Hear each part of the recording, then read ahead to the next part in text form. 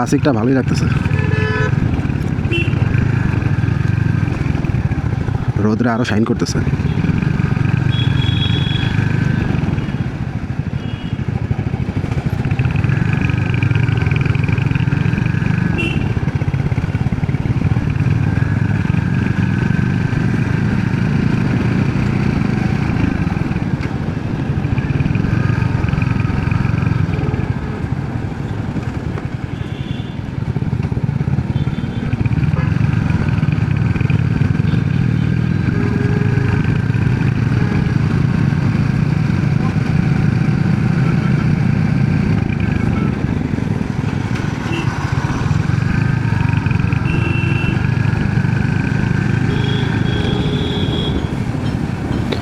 Uttara দিয়াবাড়ির 15 number এই সেক্টরটাতেই হাতের ডান পাশে রয়্যাল এনফিল্ডের শোরুম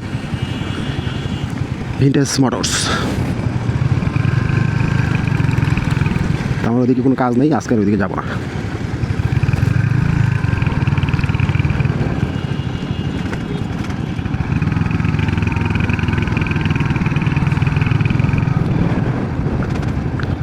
$2,772 কিলো হয়ে গেছে। এর মধ্যে ফার্স্ট সার্ভিস 550 করানোর পর চেক আপ সার্ভিস করাইছিলাম 2600-তে। চেক আপ সার্ভিসের সময় জাস্ট ব্রেক প্যাডটা চেঞ্জ করা লাগছে। আর 5000 হচ্ছে নেক্সট সেকেন্ড সার্ভিস। তো ওরা যে চেক আপ সার্ভিসটা করছে ওটা একটা প্রি সার্ভিসও বলা যায়। তো শোরুম থেকে আমাকে আরেকটা কথা বলছে, সেটা হচ্ছে প্রতি 1000 বা 1500 কিলো পর পর একটু দেখায় নিতে। ওইখানে হয়তো আপনার খুব বেশি খরচ হবে না, 500 টাকার মতো বাইক ওয়াশ সহ। প্রতি 1000 বা 1500 পর পর এতে বাইকের হেলথ বা কন্ডিশন অনুযায়ী কখন কী করা দরকার ওনারা ব্যবস্থা নিতে পারবে।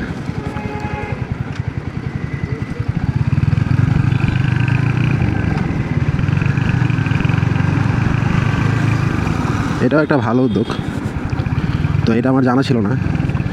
প্রি সার্ভিস করানোর পরে মানে 2600 কিলোতে যে প্রি সার্ভিসটা করাইলাম আর কি, চেক আপ সার্ভিস বা প্রি সার্ভিস, ওইটা করানোর সময় ওরা বলে দিল এই কথাটা।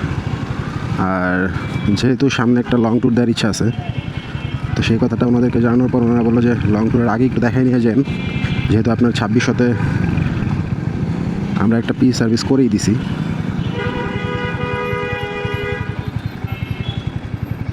তো আপনার সেই অনুযায়ী 4000 বা 3800তে আরেকটা সার্ভিস যদি একটু করায় নেন তাহলে আপনার জন্য ভালো, বাইকের জন্য ভালো।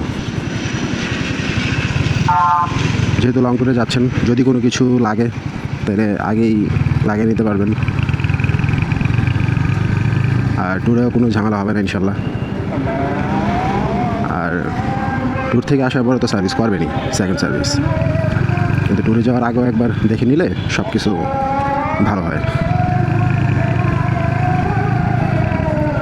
তো ট্যুর থেকে মোটামুটি চলে আসতে রাস্তায় প্রায় 1200 কিলো চালানো হবে, বাইরে বেশিও লাগতে পারে। তো এই জন্য অবশ্যই আগে একবার দেখে নিব আমি, কিন্তু সেটার জন্য এখনও সময় হয় নাই।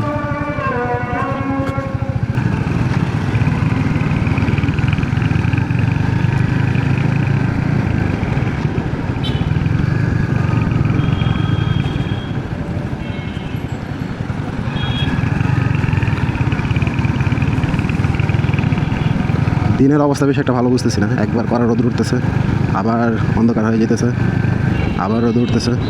সকালের দিকে বৃষ্টি হয়েছিল, বিকেলের দিকে আবার হওয়ার সম্ভাবনা আছে মনে হয়। আমি গুগলে দেখলাম যে বৃষ্টি হওয়ার সম্ভাবনা আছে, কিন্তু আকাশ দেখে মনে হইতেছে না যে বিকেলে বৃষ্টি আসবে। তারপর আসার মাসও বলা যায় না কখন বৃষ্টি আসে। তবে বাইকটা ওয়াশ করে বাড়িতে ঢুকাইতে পারলে সবচেয়ে বেশি ভালো হয়, কারণ বেশ কিছু কাদা পানি জমছে বাইকে, যে সারা রাতে অবস্থায় থাকবে।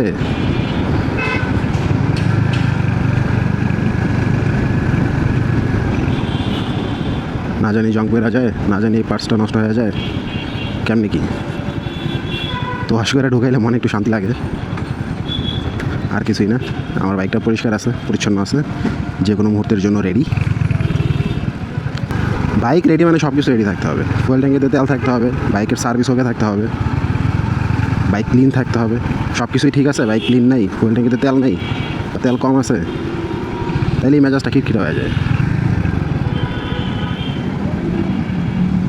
আমার বাইক রেডি মানে সব কিছু রেডি। ট্যাঙ্কিতে তেল আছে, বাইকের সার্ভিস ওকে আছে, বাইক ক্লিন আছে, দুধদাপ বের হয়ে যাও, যেখানে খুশি সেখানে যাও। আবার বাসায় ফেরার আগে সব কিছু যেরকম ছিল, service okay, bike okay, fuel ট্যাঙ্কিতে তেল আছে এবং ক্লিন, কইরা বাসায় ঢুকো। আর টায়ার্ড হয়ে গেছো বা হয়ে গেছি, ক্লান্ত হয়ে গেছি, ট্যুর থেকে অনেক দেরি করে ফেরা হয়েছে, রাতে করতে পারি নাই কোনো কিছুই, সমস্যা নেই। পরদিন সকালে দ্রুত ঘুম থেকে উঠা এই কাজটা আগে করে নিয়ে আসি আমি, দেন হচ্ছে মনে শান্তি পাই, দেন আরাম করা যায়, রেস্ট করা যায়, কোনো সমস্যা নেই। কিন্তু আমার সার্ভিস ওকে থাকতে হবে, ফুয়েল ট্যাঙ্কিতে তেল থাকতে হবে, বাইক ক্লিন থাকতে হবে।